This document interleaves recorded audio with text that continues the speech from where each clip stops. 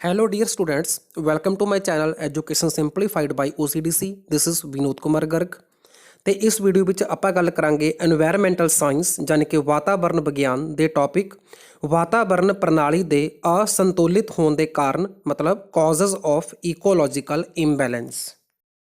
First of all, we will talk about environmental issues. There are certain issues and problems that are related to ecological imbalance. मतलब अपने environment ਵਿੱਚ ਬਹੁਤ ਸਾਰੀਆਂ ਸਮੱਸਿਆਵਾਂ ਨੇ ਜਿਵੇਂ ਕਿ ਗਲੋਬਲ ਵਾਰਮਿੰਗ, ਠੀਕ ਹੈ, ਓਜ਼ੋਨ ਡਿਪਲੀਸ਼ਨ, ਤਾਂ ਇਸ ਤਰ੍ਹਾਂ ਦੀਆਂ ਬਹੁਤ ਸਾਰੀਆਂ ਹੋਰ ਵੀ এনवायरमेंटल ਜਿਹੜੀਆਂ ਪ੍ਰੋਬਲਮਸ ਨੇ ਤਾਂ ਉਹਨਾਂ ਦਾ ਕਾਰਨ ਹੁੰਦਾ ਹੈ ecological imbalance. Okay, these problems have evolved because of disruption of ecological equilibrium. मतलब जो इकोसिस्टम यानी कि वातावरण प्रणाली ਦੇ ਵਿੱਚ बैलेंस नहीं रहता, इक्विलिब्रियम नहीं रहता, ਤਾਂ ਇਸ ਕਰਕੇ ਉਹਦੇ ਵਿੱਚ ਡਿਸਰਪਸ਼ਨ ਹੋ ਜਾਂਦੀ ਹੈ. ਮਤਲਬ ਕਿਤੇ ਨਾ ਕਿਤੇ ਇੱਕ ਨਕਾਰਾਤਮਕ ਬਦਲਾਵ ਹੋ ਜਾਂਦੇ ਹਨ ਵਾਤਾਵਰਨ ਦੇ ਵਿੱਚ, ਜਿਸ ਕਰਕੇ ਆਪਾਂ ਨੂੰ এনवायरमेंटल ਇਸ਼ੂਜ਼ ਫੇਸ ਕਰਨੇ ਪੈਂਦੇ ਹਨ. So there are 3 major problems which affect the imbalance in the ecosystem. ਮਤਲਬ ਆਪਣੀ ਵਾਤਾਵਰਨ ਪ੍ਰਣਾਲੀ ਨੂੰ, ਈਕੋਸਿਸਟਮ ਨੂੰ ਇੰਬੈਲੈਂਸ ਕਰਦਾ ਕੌਣ ਹੈ? ਤਾਂ ਉਹ 3 ਤਰ੍ਹਾਂ ਦੀਆਂ ਮੇਜਰ ਪ੍ਰੋਬਲਮਸ ਨੇ ਜਿਹਦੇ ਕਰਕੇ ਜਿਹੜਾ ਆਪਣੀ ਵਾਤਾਵਰਨ ਪ੍ਰਣਾਲੀ ਆ ਉਹ ਅਸੰਤੁਲਿਤ ਹੋ ਜਾਂਦੀ ਹੈ, ਮਤਲਬ ਇੰਬੈਲੈਂਸ ਹੋ ਜਾਂਦੀ ਹੈ. ਸੋ ਜਿਹੜੀਆਂ ਮੈਂ 3 ਪ੍ਰੋਬਲਮ ਦੀ ਗੱਲ ਕਰ ਰਿਹਾ ਤਾਂ ਇਹਨਾਂ 'ਚ ਸਭ ਤੋਂ ਪਹਿਲਾਂ ਆਉਂਦੀ ਹੈ ਗਲੋਬਲ ਪ੍ਰੋਬਲਮ, ਠੀਕ ਹੈ, ਜਿਹੜੀ ਪੂਰੇ ਸੰਸਾਰ ਪੱਧਰ ਦੇ ਉੱਪਰ ਹੋ ਸਕਦੀ ਹੈ ਜਾਂ ਮਤਲਬ ਇੱਕ ਤੋਂ ਜ਼ਿਆਦਾ ਕੰਟਰੀ 'ਚ ਹੋ ਸਕਦੀ ਹੈ. ਸੋ ਥੀਜ਼ R the problems that affect different nations and can only be resolved through solidarity of affected nation. ਮਤਲਬ ਇਹ ਇੱਕ ਤੋਂ ਜ਼ਿਆਦਾ ਕੰਟਰੀ ਵਿੱਚ ਇਹ ਸਮੱਸਿਆ ਹੋ ਸਕਦੀ ਹੈ ਤੇ ਇਸ ਸਮੱਸਿਆ ਨੂੰ ਹੱਲ ਕਰਨ ਦੇ ਲਈ ਜਿਹੜੀ ਵੀ ਕੰਟਰੀ ਇਸ ਤੋਂ ਪੀੜਤ ਹੈ ਉਹਨਾਂ ਸਾਰੀ ਕੰਟਰੀ ਨੂੰ ਆਪਸ ਦੇ ਵਿੱਚ ਇੱਕ ਜਿਹੜਾ ਹੈਗਾ ਮਤਲਬ ਕਲੱਬ ਕਰਨਾ ਪੈਂਦਾ ਹੈ, ਗਰੁੱਪ ਬਣਾਉਣਾ ਪੈਂਦਾ ਹੈ, ਠੀਕ ਹੈ, ਤਾਂ ਕਿ ਉਹ ਇੱਕ ਦੂਜੇ ਦੇ ਸਹਿਯੋਗ ਨਾਲ ਉਸ ਗਲੋਬਲ ਪ੍ਰੋਬਲਮ ਨੂੰ ਜਿਹੜਾ ਹੈਗਾ ਮਤਲਬ ਉਹਦਾ ਹੱਲ ਲੱਭ ਸਕਣ, ਠੀਕ ਹੈ, ਤੇ ਉਹਨੂੰ ਓਵਰਕਮ ਕਰ ਸਕਣ. ਸੋ ਇਹਨਾਂ ਦੇ ਵਿੱਚ ਜਿਹੜੀ ਮੇਜਰ ਹੈ ਉਹ ਹੈ ਗਲੋਬਲ ਵਾਰਮਿੰਗ. ਗਲੋਬਲ ਵਾਰਮਿੰਗ ਤੋਂ ਭਾਵ ਹੈ ਕਿ ਪੂਰੇ ਸੰਸਾਰ ਪੱਧਰ ਦੇ ਉੱਪਰ ਜਿਹੜਾ ਟੈਂਪਰੇਚਰ ਹੈ ਉਹ ਵੱਧ ਰਿਹਾ ਹੈ. ਤਾਂ ਹੁਣ ਤੱਕ ਇਹ ਟੈਂਪਰੇਚਰ ਲਗਭਗ 1 ਤੋਂ 2 ਡਿਗਰੀ ਵੱਧ ਚੁੱਕਿਆ ਹੈ, ਜੋ ਕਿ ਬਹੁਤ ਹੀ ਨਕਾਰਾਤਮਕ ਪ੍ਰਭਾਵ ਪਾ ਰਿਹਾ ਹੈ ਤੇ ਅਗਲੇ ਟਾਈਮ ਦੇ ਵਿੱਚ ਪਾ ਸਕਦਾ ਹੈ. ਤੇ ਇਹ ਜਿਹੜੀ ਗਲੋਬਲ ਵਾਰਮਿੰਗ ਹੈ ਇਹ ਹੋ ਰਹੀ ਹੈ ਗ੍ਰੀਨ ਹਾਊਸ ਇਫੈਕਟ ਦੇ ਕਾਰਨ. ਗ੍ਰੀਨ ਹਾਊਸ ਇਫੈਕਟ ਤੋਂ ਮਤਲਬ ਹੈ ਬਹੁਤ ਸਾਰੀਆਂ ਗੈਸਸ ਨੇ ਜਿਹੜੀਆਂ ਹੀਟ ਨੂੰ ਟਰੈਪ ਕਰਕੇ ਰੱਖਦੀਆਂ ਹਨ ਤੇ ਧਰਤੀ ਦੇ ਟੈਂਪਰੇਚਰ ਨੂੰ ਵਧਾਉਂਦੀਆਂ ਨੇ, ਠੀਕ ਹੈ. ਤਾਂ ਕਾਰਬਨ ਡਾਈਆਕਸਾਈਡ, ਮੀਥੇਨ, ਇਹਨਾਂ ਗੈਸਾਂ ਦੇ ਵਿੱਚ ਮੁੱਖ ਗੈਸਾਂ ਹਨ ਜਿਹੜੀਆਂ ਗ੍ਰੀਨ ਹਾਊਸ ਇਫੈਕਟ ਕਾਜ਼ ਕਰਦੀਆਂ ਹਨ.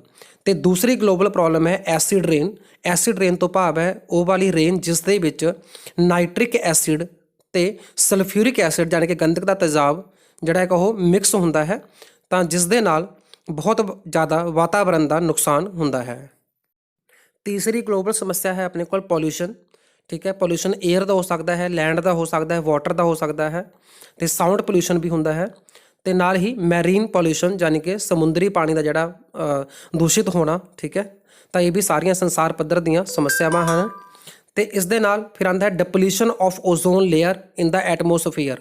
ਤਾਂ ਜਿਹੜੀ ਓਜ਼ੋਨ ਲੇਅਰ ਹੈ ਇਹ ਲੇਅਰ ਆਪਣੇ ਫਾਇਦੇ ਦੇ ਲਈ ਹੁੰਦੀ ਹੈ, ਜਿਸ ਨੂੰ ਗੁੱਡ ਓਜ਼ੋਨ ਕਿਹਾ ਜਾਂਦਾ ਹੈ. ਗੁੱਡ ਤੇ ਬੈਡ 2 ਤਰ੍ਹਾਂ ਦੀ ਓਜ਼ੋਨ ਹੁੰਦੀਆਂ ਹਨ, ਠੀਕ ਹੈ. ਸੋ ਜਿਹੜੀ ਗੁੱਡ ਓਜ਼ੋਨ ਆ ਉਹ ਰੇਡੀਓ ਐਕਟਿਵ ਕਿਰਨਾਂ ਨੂੰ ਧਰਤੀ ਉੱਪਰ ਆਉਣ ਤੋਂ ਰੋਕਦੀ ਹੈ, ਜਿਸ ਨਾਲ ਆਪਣਾ ਬਹੁਤ ਵੱਡਾ ਫਾਇਦਾ ਹੁੰਦਾ ਹੈ. ਅਗਰ ਓਜ਼ੋਨ ਡਿਪਲੀਟ ਹੋ ਜਾਵੇ, ਮਤਲਬ ਜਿਵੇਂ ਹੋ ਰਹੀ ਹੈ, ਤਾਂ ਓਜ਼ੋਨ ਡਿਪਲੀਟ ਹੋਣ ਦੇ ਨਾਲ ਜਿਹੜੀ UV ਮਤਲਬ ਅਲਟਰਾ ਵਾਇਲਟ ਰੇ, ਮਤਲਬ ਜਿਹਨੂੰ ਪਾਰ ਬੈਂਗਨੀ ਰੇ ਵੀ ਕਿਹਾ ਜਾਂਦਾ ਹੈ, ਤਾਂ ਇਹ ਕਿਰਨਾਂ ਜਿਹੜੀਆਂ ਹੈਗੀਆਂ ਨੇ ਧਰਤੀ ਉੱਪਰ ਪਹੁੰਚ ਸਕਦੀਆਂ ਨੇ ਓਜ਼ੋਨ ਡਿਪਲੀਸ਼ਨ ਹੋਣ ਦੇ ਕਾਰਨ, ਠੀਕ ਹੈ. ਮਤਲਬ ਓਜ਼ੋਨ ਲੇਅਰ ਦੇ ਖੁਰਨ ਦੇ ਕਾਰਨ ਜਾਂ ਪਤਲੀ ਹੋਣ ਦੇ ਕਾਰਨ ਆਪਾਂ ਕਹਿ ਸਕਦੇ ਹਾਂ ਵੀ ਇਹ ਜਿਹੜੀ ਕਿਰਨਾਂ ਨੇ ਧਰਤੀ ਉੱਪਰ ਡਾਇਰੈਕਟ ਪੈਣਗੀਆਂ, ਤਾਂ ਜਿਸ ਦੇ ਨਾਲ ਚਮੜੀ ਦੇ ਕੈਂਸਰ ਤੇ ਹੋਰ ਬਿਮਾਰੀਆਂ ਦਾ ਖਤਰਾ ਵੱਧ ਜਾਵੇਗਾ. ਓਕੇ, ਤੇ ਅਗਲੀ ਜਿਹੜੀ ਸਮੱਸਿਆ ਹੈ ਗਲੋਬਲ ਬੇਸ ਤੇ ਉਹ ਹੈ radioactive fallout because of nuclear war. ਤਾਂ ਨਿਊਕਲੀਅਰ ਯੁੱਧ ਜਿਹੜੇ ਹਰ ਕੰਟਰੀ ਦੇ ਆਪਸ ਲਗਭਗ ਲੱਗਣ ਦੀ ਸੰਭਾਵਨਾ ਪੈਦਾ ਹੋ ਜਾਂਦੀ ਹੈ, ਕਈ ਵਾਰ ਆਪਸ ਵਿੱਚ ਟਕਰਾਅ ਹੋ ਜਾਂਦਾ ਕੰਟਰੀ ਦੇ ਵਿਚਕਾਰ. ਤਾਂ ਜਿਹੜੇ ਨਿਊਕਲੀਅਰ ਵਾਰ ਹੁੰਦੇ ਨੇ ਤਾਂ ਇਹਨਾਂ ਦੇ ਵਿੱਚ ਰੇਡੀਓ ਐਕਟਿਵ ਮਟੀਰੀਅਲ ਯੂਜ਼ ਕੀਤਾ ਜਾਂਦਾ ਹੈ, ਤੇ ਇਹਨਾਂ ਮਟੀਰੀਅਲ ਦੀ ਹਾਫ ਲਾਈਫ ਬਹੁਤ ਜ਼ਿਆਦਾ ਹੋਣ ਕਰਕੇ ਬਹੁਤ ਲੰਬਾ ਸਮਾਂ ਇਹਨਾਂ ਦਾ ਜਿਹੜਾ ਨਕਾਰਾਤਮਕ ਪ੍ਰਭਾਵ ਆ ਉਹ ਪੈਂਦਾ ਰਹਿੰਦਾ ਹੈ, ਠੀਕ ਹੈ. ਤਾਂ ਇਸ ਦੀ ਇੱਕ ਬੈਸਟ ਐਗਜ਼ਾਮਪਲ ਜਿਹੜੀ ਹੀਰੋਸ਼ੀਮਾ ਨਾਗਾਸਾਕੀ ਵਾਲੀ ਤੁਸੀਂ ਸਾਰਿਆਂ ਨੇ ਪੜ੍ਹੀ ਹੋਵੇਗੀ, ਉਹ ਬੈਸਟ ਉਦਾਹਰਨ ਹੈ ਜਿਸ ਦੇ ਨੈਗੇਟਿਵ ਪ੍ਰਭਾਵ ਅੱਜ ਤੱਕ ਉੱਥੋਂ ਦੇ ਲੋਕਾਂ ਉੱਪਰ ਪੈ ਰਹੇ ਹਨ. ਇਸ ਤੋਂ ਬਾਅਦ ਆਪਣੇ ਕੋਲ ਸੈਕਿੰਡ ਨੰਬਰ 'ਤੇ ਆਉਂਦੇ ਨੈਸ਼ਨਲ ਪ੍ਰੋਬਲਮਸ, ठीक है, ਜਿਹੜੀ ਕਿਸੇ ਇੱਕ ਕੰਟਰੀ ਦੀਆਂ ਸਮੱਸਿਆਵਾਂ ਹੋਣ। these are the problem that affect a country and can only resolved within the country। ਮਤਲਬ ਇਹਦੇ ਉੱਪਰ ਓਵਰਕਮ ਕਰਨ ਦੇ ਲਈ, ਕਾਬੂ ਪਾਉਣ ਦੇ ਲਈ ਸਿਰਫ ਉਸ ਕੰਟਰੀ ਨੂੰ ਹੀ ਜਿਹੜਾ ਹੈਗਾ ਆਪਣਾ ਯੋਗਦਾਨ ਪਾਉਣਾ ਪੈਂਦਾ ਹੈ ਜਿਹੜੀ ਕੰਟਰੀ ਇਸ ਤੋਂ ਪੀੜਤ ਹੈ। Okay, these national environment issues are, ਪਹਿਲਾ ਹੈ ਪੋਲਿਊਸ਼ਨ। ਤਾਂ ਪੋਲਿਊਸ਼ਨ ਜਿਵੇਂ ਤੁਹਾਨੂੰ ਦੱਸ ਚੁੱਕਿਆ ਹਾਂ, ਏਅਰ ਦਾ ਹੋ ਸਕਦਾ ਹੈ, ਵਾਟਰ ਦਾ, ਸੋਇਲ ਦਾ, ਇਸ ਤੋਂ ਇਲਾਵਾ ਸਾਊਂਡ ਪੋਲਿਊਸ਼ਨ, ਮੈਰੀਨ ਪੋਲਿਊਸ਼ਨ, ਅਲੱਗ-ਅਲੱਗ ਤਰ੍ਹਾਂ ਦੇ ਪੋਲਿਊਸ਼ਨ ਜਿਹੜੇ ਹੈਗੇ ਨੇ ਉਹ ਹੋ ਸਕਦੇ ਨੇ। ਡੀਗ੍ਰੇਡੇਸ਼ਨ ਆਫ ਨੈਚੁਰਲ ਰਿਸੋਰਸਸ, ਜਿਹੜੇ ਆਪਣੇ ਕੁਦਰਤੀ ਸਰੋਤ ਨੇ, ਕੁਦਰਤੀ ਸੋਮੇ ਨੇ, ਉਹਨਾਂ ਦੀ ਡੀਗ੍ਰੇਡੇਸ਼ਨ ਹੋ ਰਹੀ ਹੈ, ਉਹਨਾਂ ਦੀ ਖਰਾਬੀ ਹੋ ਰਹੀ ਹੈ। ਸੱਚ ਐਜ਼ ਸੋਇਲ ਇਰੋਜ਼ਨ, ਮਤਲਬ ਮਿੱਟੀ ਜਿਹੜੀ ਹੈਗੀ ਉਹ ਇੱਕ ਜਗ੍ਹਾ ਤੋਂ ਬਹਿ ਕੇ ਦੂਜੀ ਜਗ੍ਹਾ ਚਲੇ ਜਾਂਦੇ ਤਾਂ ਉਹਨੂੰ ਸੋਇਲ ਇਰੋਜ਼ਨ ਬੋਲਿਆ ਜਾਂਦਾ ਹੈ। ਡੀਫੋਰੈਸਟ੍ਰੇਸ਼ਨ, ਮਤਲਬ ਦਰਖਤਾਂ ਨੂੰ ਪੁੱਟਿਆ ਜਾ ਰਿਹਾ ਹੈ। ਠੀਕ ਹੈ, ਦਰਖਤਾਂ ਨੂੰ ਜਿਹੜਾ ਹੈਗਾ ਪੁੱਟ ਕੇ ਮਤਲਬ ਇੱਕ ਤਰ੍ਹਾਂ ਦੀ ਜਿਹੜੀ ਵੈਜੀਟੇਸ਼ਨ ਦਾ ਨੁਕਸਾਨ ਕੀਤਾ ਜਾ ਰਿਹਾ ਹੈ, ਬਨਸਪਤੀ ਦਾ ਨੁਕਸਾਨ ਹੋ ਰਿਹਾ ਹੈ, ਜਿਸ ਦੇ ਨਾਲ ਸੋਇਲ ਇਰੋਜ਼ਨ ਵੀ ਹੋਰ ਵੱਧ ਜਾਂਦਾ ਹੈ। ਕਿਉਂਕਿ ਜਿਹੜੀਆਂ ਰੂਟਸ ਹੁੰਦੀਆਂ ਹਨ ਦਰਖਤਾਂ ਦੀਆਂ, ਤਾਂ ਉਹ ਮਿੱਟੀ ਨੂੰ ਆਪਣੇ ਨਾਲ ਜਕੜ ਕੇ ਰੱਖਦੀਆਂ ਹਨ। ਠੀਕ ਹੈ, ਤਾਂ ਕਿ ਸੋਇਲ ਇਰੋਜ਼ਨ ਨਾ ਹੋਵੇ। Depletion of wildlife, wildlife ਹੁੰਦਾ ਜੰਗਲੀ ਜਿਹੜੀ ਬਨਸਪਤੀ ਹੁੰਦਾ ਜਾਂ ਜੰਗਲੀ ਜੀਵ ਹੁੰਦੇ ਨੇ, ਉਹਨੂੰ ਵਾਈਲਡ ਲਾਈਫ ਕਹਿੰਦੇ ਨੇ। ਠੀਕ ਹੈ, ਜਿੱਥੇ ਹਿਊਮਨ ਦਾ ਇਨਵੋਲਵਮੈਂਟ ਕੋਈ ਨਹੀਂ ਹੁੰਦਾ ਤਾਂ ਉਹਦੇ ਵਿੱਚ ਵੀ ਕਿਤੇ ਨਾ ਕਿਤੇ ਬਹੁਤ ਨੁਕਸਾਨ ਹੋ ਰਿਹਾ ਹੈ ਆਪਣੀ ਵਾਈਲਡ ਲਾਈਫ ਦਾ। ਬਹੁਤ ਸਾਰੀਆਂ ਸਪੀਸੀਜ਼ ਦਾ ਲੋਸ ਹੋ ਰਿਹਾ ਹੈ ਰੋਜ਼। ਠੀਕ ਹੈ, ਸ਼ਾਰਟੇਜ ਆਫ ਐਨਰਜੀ ਦੀ ਕਮੀ ਹੋ ਰਹੀ ਹੈ। ਡੀਗ੍ਰੇਡੇਸ਼ਨ ਆਫ ਮੈਰੀਨ ਈਕੋਸਿਸਟਮ, ਜਿਹੜੇ ਸਮੁੰਦਰ ਦੀ ਵਾਤਾਵਰਨ ਪ੍ਰਣਾਲੀ ਹੈ ਉਹਦੀ ਡਿਗ੍ਰੇਡੇਸ਼ਨ ਹੋ ਰਹੀ ਹੈ, ਅਤੇ ਇਸ ਦੇ ਨਾਲ ਹੀ ਹੋ ਰਹੀ ਹੈ depletion of the mineral resources. Mineral resource ਦਾ ਮਤਲਬ ਹੁੰਦਾ ਖਣਿਜ ਪਦਾਰਥ। ਠੀਕ ਹੈ, ਖਣਿਜ ਪਦਾਰਥ ਜੋ ਵੀ ਚੀਜ਼ ਆਪਾਂ ਨੂੰ ਧਰਤੀ ਦੇ ਵਿੱਚੋਂ ਮਿਲਦੀ ਹੈ, ਸੋਇਲ ਦੇ ਵਿੱਚੋਂ ਮਿਲਦੀ ਹੈ, ਉਸ ਨੂੰ ਮਿਨਰਲ ਕਿਹਾ ਜਾਂਦਾ ਹੈ। ਤਾਂ ਅੱਜ ਕੱਲ੍ਹ ਬਹੁਤ ਕਮੀ ਹੋ ਚੁੱਕੀ ਹੈ ਇਹਨਾਂ ਖਣਿਜ ਪਦਾਰਥਾਂ ਦੀ ਵੀ। ਠੀਕ ਹੈ ਜੀ, ਤਾਂ ਇਹਦੇ ਕਾਰਨ ਹੈਗੇ ਨੇ ਪੋਪੂਲੇਸ਼ਨ ਦਾ ਬਹੁਤ ਜ਼ਿਆਦਾ ਵਧਣਾ, ਡਿਮਾਂਡ ਦਾ ਵਧਣਾ, ਅਤੇ ਡਿਮਾਂਡ ਵਧਣ ਦੇ ਨਾਲ ਜਿਹੜੀ ਸਪਲਾਈ ਅਤੇ ਡਿਮਾਂਡ ਦੇ ਵਿਚਾਲੇ ਗੈਪ ਉਹ ਲਗਾਤਾਰ ਵੱਧ ਰਿਹਾ ਹੈ। Alteration and inconsistent land use like conversion of agricultural land into industrial estate, conversion of mangrove swamps into fish pond and salt beds। ਤਾਂ ਇਹ ਵੀ ਇੱਕ ਬਹੁਤ ਵੱਡਾ ਰੀਜ਼ਨ ਹੈ ਜਿਸ ਕਰਕੇ ਆਪਣੇ ਜਿਹੜੇ ਲੈਂਡ ਰਿਸੋਰਸ ਹੈ ਉਹਦੇ ਵਿੱਚ ਬਹੁਤ ਕਮੀਆਂ ਆ ਰਹੀਆਂ ਹਨ। ਠੀਕ ਹੈ, ਅਤੇ ਇਹ ਕਾਰਨ ਦਾ ਮਤਲਬ ਕੀ ਹੋਇਆ ਕਿ ਜਿਹੜੀ ਪੋਪੂਲੇਸ਼ਨ ਵਧਣ ਦੇ ਨਾਲ ਅਰਬਨ ਮਤਲਬ ਸ਼ਹਿਰੀਕਰਨ ਹੋ ਰਿਹਾ ਹੈ। ਠੀਕ ਹੈ, ਅਰਬਨਾਈਜੇਸ਼ਨ ਬੋਲਦੇ ਆਪਾਂ ਉਸ ਨੂੰ। ਤਾਂ ਸ਼ਹਿਰੀਕਰਨ ਹੋਣ ਦੇ ਕਰਕੇ ਜਿਹੜੀ ਐਗਰੀਕਲਚਰਲ ਲੈਂਡ ਹੈ ਉਸ ਨੂੰ ਇੰਡਸਟਰੀਅਲ ਲੈਂਡ ਦੇ ਵਿੱਚ ਬਦਲਿਆ ਜਾ ਰਿਹਾ ਹੈ, ਅਤੇ ਇਸ ਦੇ ਨਾਲ ਹੀ ਜਿਹੜੀਆਂ ਸਵੈਂਪਸ ਮਤਲਬ ਦਲਦਲ ਹੁੰਦੀਆਂ ਨੇ, ਮਾਰਸ਼ੀ ਏਰੀਆ ਹੁੰਦੇ ਨੇ, ਉਹਨਾਂ ਨੂੰ ਵੀ ਮੱਛੀ ਪਾਲਣ ਦੇ ਲਈ ਫਿਸ਼ ਪੌਂਡ ਦੇ ਰੂਪ ਵਿੱਚ ਕਨਵਰਟ ਕੀਤਾ ਜਾ ਰਿਹਾ ਹੈ। ਸੋ ਨੈਚੁਰਲ ਚੀਜ਼ ਨੂੰ ਆਰਟੀਫਿਸ਼ੀਅਲ ਵਿੱਚ ਕਨਵਰਟ ਕਰਨ ਕਰਕੇ ਆਪਣੀਆਂ ਬਹੁਤ ਸਾਰੀਆਂ ਜਿਹੜੀਆਂ ਨੈਚੁਰਲ ਸਪੀਸੀਜ਼ ਨੇ, ਨੈਚੁਰਲ ਜਿਹੜੇ ਸੋਰਸਸ ਨੇ, ਉਹਨਾਂ ਦਾ ਨੁਕਸਾਨ ਹੁੰਦਾ ਹੈ। ਅਤੇ ਥਰਡ ਨੰਬਰ 'ਤੇ ਆਪਣੀਆਂ ਆਉਂਦੀਆਂ ਨੇ ਕਮਿਊਨਿਟੀ ਪ੍ਰੋਬਲਮਸ।